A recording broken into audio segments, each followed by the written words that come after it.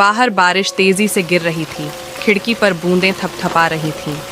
अंधेरे कमरे में छोटा लड़का अपने दादा की पुरानी अलमारी में कुछ खोज रहा था। अचानक उसकी उंगलियां एक मोटी धूल से ढकी पुरानी किताब से टकराईं। उस पर मकड़ी के जाले चिपके थे। लड़के ने आश्चर्य से अपनी बड़ी भूरी आंखों को फैलाया और धीरे धीरे किताब को उठाया। जैसे ही उसने पहला पन्ना पलटा, कमरा हल्का हल्का कांपने लगा और अंधेरे में से किसी की फुसफुसाहट सुनाई दी। यह मेरी है, वापस करो। अचानक एक गहरे काले धुएं के भंवर से एक डरावनी चुड़ैल प्रकट हुई। उसकी लाल जलती हुई आंखें और लंबे नुकीले नाखून थे। वह गुस्से में घूर रही थी। क्या तुमने मेरी जादुई किताब को छुआ? चुड़ैल ने ठंडी आवाज में कहा। उसने जल्दी से दरवाजे की ओर दौड़ने की कोशिश की, लेकिन दरवाजा मिनट अपने आप जोर से बंद हो गया।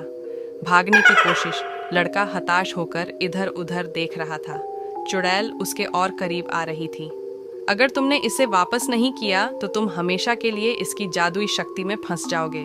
छोटा लड़का हिम्मत जुटाकर किताब को उठाया और उसे चुड़ैल की ओर उछाल दिया। जैसे ही किताब चुड़ैल के हाथ में पहुंची, उसने एक भयानक चीख मारी और धुएं में बदलकर गायब हो गई। कमरा फिर से शांत हो गया। लड़का जमीन पर बैठ गया। उसका दिल जोरों से धड़क रहा था। लेकिन जैसे ही उसकी नजर किताब पर गई, उसका चेहरा सफेद पड़ गया। किताब के कवर पर एक नई चमकती हुई लिखावट उभर आई थी, हम फिर मिलेंगे। उस रात लड़का इन आंखें खुली रखकर बैठा रहा।